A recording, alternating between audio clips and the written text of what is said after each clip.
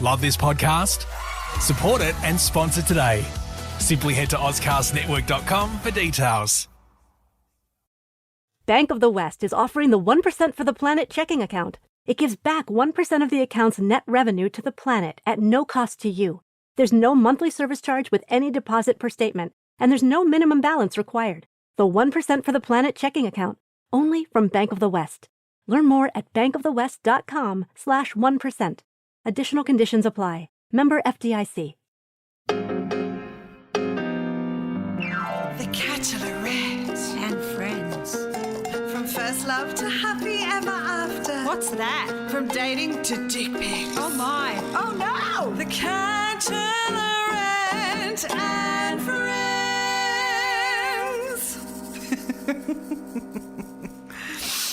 Oh, I love a good dick. This podcast contains sexual references, coarse language, and adult themes from the beginning and throughout. It is not recommended for listeners under the age of 15. Hello and welcome to the Bachelorette and Friends. I'm your host, Carla Anita Matiazzo, and today's guest is a writer. He's a voice artist. Welcome to the podcast, Kieran Moffat. Oh, thank you very much. It's not often I get my voice sung at me. Thank you. Oh, it's a delight to have you here today. I cannot wait to learn about all the juicy, wonderful things that have happened throughout your love life. Let's start with how we met. Let's tell everybody how we met. Certainly. It's a bit of deja vu. It is, isn't it? Oh, my brain today. So, yeah, we have just finished the Intro to Radio course at the Australian Radio School, taught by, among others, the fantastic Sean Craig Murphy. Yes, the man with the small hands. Yes, very small hands. Once you see it, you can't unsee it. With your love life, I would like to know the deal breakers that you've collected along the way. Deal breakers. Oh. Do you have any? Oh, look.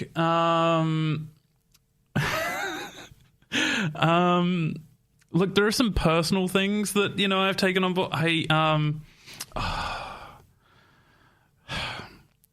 I have a thing, like, because I'm sure I've told you before that I have a thing for alternative people. Yes, that's your type. That is my type, alternative people. Quite a lot of alternative people play derby. But I will not go. Okay, tell me why. Tell me why. So there was a period last year where I was on the apps. On the apps? Online dating apps. The online dating apps. Applications. Yes, the Tinder, the Bumble, and the... I downloaded Grindr once, looked at it in terror, and then threw it away. Yeah, right. Why was it so terrifying? It's just dicks everywhere. Dicks just in your face, just in your inbox, just going, hi, hi, how are you going? Hi, how are you going? You want to come over? That's nice. It's like, oh god, that's confronting. It is. It's very confronting. I mean, look, I don't want to say that I understand the female struggle, but look, that's confronting. It is. Look, a plethora of dicks. So yeah, no, but Tinder and Bumble. I think I definitely preferred Bumble. Why is that? I'll tell you why. Because because it is such a fucking power play if the first thing you send someone is a voice clip. Yep. Tell me why. Look, your voice is delightful to listen to. So, look, I understand where the power comes from with that. But why? I'd like you to unpack that. Look, it's Bumble's interesting because, you know, women can speak first on Bumble, and you know, I don't like that part of it. See, a lot of women I know don't like about it, which bullshit. is why they put in that ask a question thing, because that counts as using the first thing. So everyone does the ask a question thing. Mm-hmm. Excuse me. You're excused. Thank you. Damn Portos. Anyway. We're not sponsored by Pottos. You may not be, but if they want to sponsor me. Anyway, so yeah, I met my current partner on Bumble, and it's fine. You talk to someone, and texting is all well and good, and then you're just like, hello there, and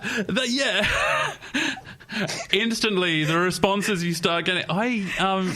There was someone who was totally not interested at all, and then I sent a video, a voice clip, and then they immediately started sending messages. Interesting. Yeah. Mind you, that didn't go anywhere. No, that one didn't. Yeah, where was my... That's right, on the apps. That's right, I was on the apps, and I met two Derby people. Ladies. Yeah, two Derby ladies. And I have to be nice because one of them will listen to this, and she's a wonderful person and still my friend. Excellent. But basically, what I didn't realise, being a guy and never having seen the film Whip It, is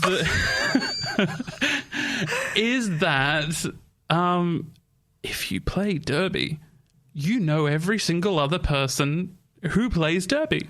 Or does Derby or whatever. Is that a South Australian thing, you think? No, I think it's just a Derby thing. If you're in a league, everyone knows each other. Sure. And I happened to find the two who disliked each other. Oh, fuck. And I was just like, having conversation. Oh, do you know this person did that?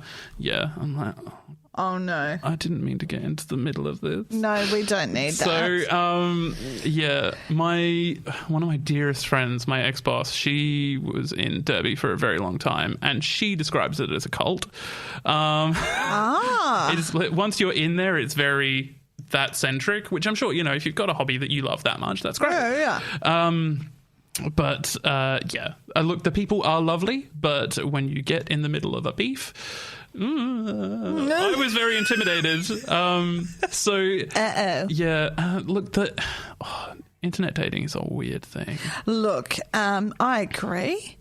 I have two chapters in inverted commas in my show. One about Tinder and one about Bumble. Neither of which I have been on for a very long time. It's not a place I felt comfortable, and from my experience, respect is not a thing that I found on there. Look, I think I was fairly naive. As I've mentioned to you personally before, I was in a relationship for 10 years. Yes. And then after that relationship, I was in a very short and very unsuccessful and very harrowing relationship. Oh, no, I'm sorry to hear that. That's right, and we will get to that one of these days. But then I decided to, purge everything from my system and go and do online dating, because I was in my 30s and I'd been in a long-term relationship the entire time these apps had existed. Yes. So I'd never used them. Sure. I had no idea what they were. Curiosity, exactly. And, I met some great people. Admittedly, if you are meeting a lot of women on online dating, they are almost exclusively registered nurses. Oh, wow. Okay. It's shift workers. Who can't. Yeah. Gotcha. Several registered nurses I met. Oh, hello. Oh, yeah. Hello, nurse. A paramedic. She was lovely. I'm sounding like a real... I'm just like, well, it's fine. This. You're allowed to go through the list. There was one woman who I was talking to. She was totally not interested. It was Tinder, so we'd both swiped and we'd matched, and we were talking. She was not that interested until I mentioned that I was bi. And then suddenly it's just like, oh, are you free on this day? I can get my friend. And I'm like, no, I'm not being a unicorn. Oh, so explain to me what you mean by I'm not being the unicorn. I don't understand. Okay, so... Sorry, I might be naive here, yes. Children who don't know. a unicorn is a bisexual person that a couple can get into, and more often than not, a bisexual woman who can be brought into a male-female relationship. For a threesome? Yes. Is that what it's called? It's called a unicorn. Yeah. I because just learned something. they're about Thank as you. rare as a unicorn is the joke. Capiche. Yeah. So it was that, and she was just like, "Oh, okay. Well, he doesn't have to be involved. You know, how do you feel about strap-ons?" I'm like, "Okay, we're shutting this conversation down right away. Go away." The answer is no, fuck off. Yeah, wow. Okay, I'm glad I learned something today. Well done. Thank you for teaching me that. It is a terrifying place out there. Yep. Look, I met some lovely people. I met one woman. She was an absolute delight. Went round to her place and. How's your face? Afterwards, she drove me home. It was really sweet of her. Oh, that's nice. Yeah. So Lovely. yeah. So that was the sort of experience I had. I think the problem was I had all these. I wanted. I was actually looking for a relationship, which, any idiot can tell you is what you don't go to online dating for. Mm-hmm. Everyone was sort of starting, and there were a few that were close that, you sort of went, yeah, it could be a relationship, and then nah. Because your girlfriend, yes. You guys met on Bumble. We did. Okay. See, I feel like that is a unicorn because I feel like, I don't know, tell me how that happens. Well, look, I don't even know. I'll be honest. I'm not a superstitious person by any stretch of the imagination. I'm not that sort of person. One of my best friends invited me to her place for New Year's. We went to, I went there and there was a whole bunch of people there and it was, it was a nice night. I had lots of fun. And then it got to midnight and we went out the front of the house and watching all the fireworks. And I looked around and I saw, my friend and her husband and their son and their friends and their kids and everything. And everyone was like in a nice little group and I was just like... And I was just like, look, I'm not a wishing person, but if I could just find someone just this year, that would be great. Because I'd had a really shit last year. Mm-hmm. And then on January 2nd, I reactivated Bumble, and I was like, look, I'm just one more. One more try. And literally midday, January the 2nd, we matched. I love how you know the time. Yeah, no, I do, because I was on the tram. And we matched and we started talking and then we met within 24 hours. That's good. Yeah, and that's another thing I've learned over the years. Do not make plans more than 48 hours in advance when dating. Why? Because something always happens. Oh, are you talking about online dating specifically? Online dating, yeah. It's just like, oh, hey, do you want to go grab a beer or something? And they're like, yeah, sure, next Wednesday. Don't, because then you have to keep the conversation going. And you cannot keep the conversation going without actually seeing them. Yes, correct. So, but yeah. So I agree. We went to, we went to the Exeter, and, this is when I was still, drinking a little bit, so I had a schooner, and, we got on really well. And now we spend most of our time together. That's beautiful. It's shared. The reason it works, the reason her and I work so well, I think, is, look, it's shared experience.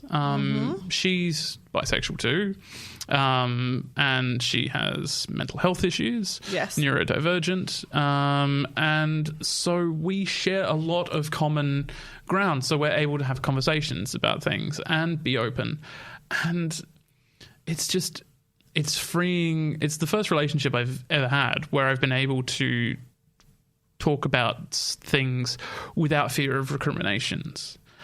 Yeah, interesting. Yeah, because things of like things in like my marriage, we were never able to like have a conversation. Yeah. And you know, this all came after. Oh, sorry, were you about to ask me a question? Fine. Go ahead. This all sort of came after, like after I split with my wife. Of, you know, we'd been together for 10 years. Like I met this person. They used to come in and shop at my store, and we used to talk, and they were fantastic. We had a lot in common. We chatted about the things that I valued in myself that I realized that I'd been missing a lot. And, you know, we were together for a few months, but, you know, she was very nervous about the fact that, you know, I just got out of a relationship and how that would be seen with her. And so fast forward 9 months, and you know, this is September last year, and I'm sitting down with my best friend, and she says, "I'm depressed. I'm a wreck. I can't do anything." And she's like, "You know exactly what I'm going to say." I was like, "I know." She's like, "You're in an abusive relationship." Oh no. Like, I had been trapped in this relationship for 9 months after leaving my wife. And the thing is, I'd been giving so much, you know, all the things that I thought I'd done wrong in my marriage, I was trying to correct in this. And basically I was giving too much leeway, like too much leeway. She didn't want my friends to know about her. She didn't want my family to know about her. That's not a good sign. No, it's not. And I was excusing so much. Like, by the end, I was like, and that's something that my current partner, Claire, who I adore, we're moving in together soon. Yeah. Exciting. She's really good that I can talk to her about these things and she understands. And so she helps the healing process. But, you know, there's a lot of me that, even after all the stuff that happened, you know, when I was younger, this is probably, like, I don't think anything damaged me as much as this, like, insidious abusive relationship. And then, of course, you know, I threw myself into online dating, which is not a great idea to deal with these issues. Correct. Although I will say it is someone with my sort of... joy of language. Well, yeah. And the inability to use it. No, someone with my self-esteem issues. It was a very weird kick to the system to be a sex object. It was weird. Yeah, no, it was weird to have people wanting me. Like, I was in that situation on, you know, look, there's no look. It's no exaggeration to say that I was seeing at least 2 people a week from online dating. Yes, I know, and it was you magnificent whore. Oh, that's I was so a whore, good. and it was bad. Look, it's bad for you. Don't do it, guys. Look, I mean, look, it's good if you can get it, but. So, yeah, it was weird for me. It was really weird for me being in this situation, and then also wanting, you know, a relationship, but only finding really good sex. Well, except for 1 or 2 times. There was some really... do you want to hear the worst story? Yeah, go on. Of course I fucking do. Okay, worst story. You and your listeners are going to hate this. All right. Okay, so I met this... I met this woman. We went out for dinner. I fucked up the name of the restaurant for a start. Right, that's a good start. I know, it was a great start. And then we met, she came round shortly, like a couple of days after. Actually, I know exactly when it was. It was the start of the lockdown. Oh. Yeah. Uh-oh. Yeah. No, the start of the 3-day lockdown. Oh, 3 days. Okay. Yeah, the 3-day one. So she came round that night. And I was... Look, I was mildly intimidated once I found out that she had a intimate piercing, shall we say? Sure. Yeah. Which I remember saying to another person who I saw a few days later. I was just like, I didn't really think that was, you know, I was just so intimidated by this. She's like, oh, I've got one. I'm like, how do I meet 2 people in the space of a week? What? Can I ask where? Are we talking about the clitoris? Yes, we are. Sorry, what now? Yeah. 2 women in the space of a week who had clitoral piercings. I don't understand. Look, neither did I. I don't understand. I was so intimidated. And so I'm with this woman, and I thought we were having a fairly nice time, going for a while, and and it's honestly the single worst experience I've ever had in my life. The biggest killer ever. I said, "Look, I'm about to," and she said, "Now?" I was like, well, no, not now, thank you. No, never going to again now. Oh, wow. Okay. So, that was the worst experience I've ever had. I'm so confused. What are you with the piercing? People... I can't get past the piercing. Look, I couldn't really either. I'm like, whatever. You do what you want with your body, but I'm thinking, ow. Yeah, no, that's what I thought. Like, I like when I saw that, I'm like, what levels of pain threshold do you have? Well, yeah, like what levels of pleasure are you? Like, do you need industrial machinery to get things? Like, am I help? Yeah. Yeah. Do I use a magnet? What's going happens? on? Oh my God. Yeah. I know. So the things that happen, look, that's the thing about the internet. You meet a wide variety of people, but there are some people that have just sort of gone, I didn't need to know that. No, I didn't even know that was a thing. But, so that sort of, that screwed me up for a couple of weeks, and I didn't want to, I was like, oh, God. I can't get that visual out of my head. Like, I'm literally saying... Well, look, you think you can't get the visual out of your head. I was that far away from it. I just was it a sleeper? Like, as in like a ring, or was it a bolt? No, like a like an eyebrow piercing, so like that sort of sort of curved and thing. Sure, who's piercing clitorises? I mean, where do you go to get? Sorry, what? Where do you go to get your clitoris pierced? Write in if you know the answer, sir. Where do you get your clitoris pierced? Tell us now. Wow. Yep. That's confronting. Right. It is. It's confronting. I'm not trying to make you feel bad if you've got your clitoris pierced. Like, go you. But I'm trying. I can't. I'm glad you understand the My brain's just not coping with it. I just love that the first person I spoke to about it and said, "Isn't this weird?" Like, if I'd spoken to you, we could have both gone, "Oh, this is weird." But the first person I spoke to about it was like, "Oh, I've got one."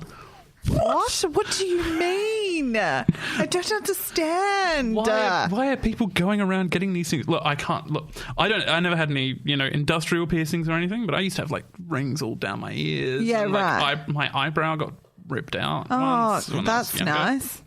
Yeah. That's what you want, isn't it? When you have a piercing. Yeah, that's what I think. And then what if that... Oh, no. Like, now I'm thinking of, like, being... No. Yeah, the weirdest thing about it, I remember, was that the bar was, like, longer. Stop it. Like, so it's... But was that... Because you know how the clitoris enlarges. Yeah, was that what that's for? Apparently, I was told by her. Yes. And of course I know. What do you take me for? God. I'm not one of those total idiots on online dating. No, I didn't assume you were. Been around a bit. Anyway. So, yeah, no, apparently it's because they have to, like a lot of industrial piercings, they have to put in a large one when they first do it because of swelling. Look, I feel like I've really sort of stunned you. What do you do with here. that? Yeah, look, it takes a lot to shock me, but this has really shocked me. Like, I don't know why it's shocking me so much, but I can't move past it. I'm struggling to, like, Look, I'm thinking, what do you do? You can see how I felt. Like, it was very intimidating. I'm like, I don't know what to, I don't want it, it's just going to get caught in my teeth. I feel like, caught in my beard. Do you ice pack it when you first get it done? Like, I don't, like, I'm trying to understand what, and look, I've got, my nose pierced, my ears pierced, I've got tattoos, but what Like we both had tattoos. Yeah. So I'm trying to make the connection from what's the trauma that makes you want to pierce your clitoris? Look, I found out pretty quickly that this woman basically, she'd split up with, look, there were red flags all over the place. She'd split up with her partner not long before. Right. So it's a new piercing. No. The piercing was old. The piercing was old. The piercing was real old. But basically her partner was obviously not as... Okay. Basically, she just wanted someone to choke her. Look, is that where I'm going? Okay, she sure. wanted that level of... She wanted that. So that was a symbol to indicate, okay, once you get down to my vulva, you see that I've pierced my clitoris. That is a ticket to that. Look, everyone's entitled. Look, everyone's got their own kink. I'm not here to fucking kink shame anyone. No. I'm just trying to mentally make the connection. I know. And I just basically she wanted something. I think basically it just came down to she wanted something a lot heavier than what I was given out. Yeah, I understand that. And so there was a bit of miscommunication and sort of it was a shock to me. I got down there, I'm just like, what is that? Is that a piercing? I was just like, why can I feel metal? What is going on? Do we have a bionic vulva? What is happening? Da, da, da, da, da, da, da, da. On that note, do you have any parting words to leave our listener with? Because the bionic vulva is pretty good. It is, isn't it? We have the technology. Oh God. Look, if you're going to fuck around and find out as much as I did, I carried a a bug out bag with condoms, ibuprofen, and Hydrolyte. Great. So Smart. yeah. So be prepared. Be safe. Yeah, I mean, I don't want to see. Whenever you say be prepared, you want to say something about the Boy Scouts, but you really don't want the Boy Scouts coming in to this sphere. No, not into this conversation. No, exactly. Be prepared. Be safe. Be prepared. Be safe. Look, I'm not a superstitious person, but hey, maybe when you wish upon a star, it does, happen. Nice. My partner Claire and I are very happy. Cute. Don't be afraid to talk. Basically, talk to everyone you can. Talk to your best friends. Talk to your partner as much as you can. Talk about things, because once you talk about them, they're not scary anymore. Communication and consent is sexy. Yeah, basically. So sexy. Yeah. Also, continue to listen to this podcast. Oh, thanks, man. Yeah, that's all right. That's real sweet. Just imagine if you'd heard the first half. Thank you so much for coming on today. It's been an absolute roller coaster of brilliance. Thank you. It's been lovely. I've thoroughly enjoyed it. The Catchalorette, with friends near and far, from heartache to catfish and sex toys. The Catchalorette and friends. See you next time, if you dare.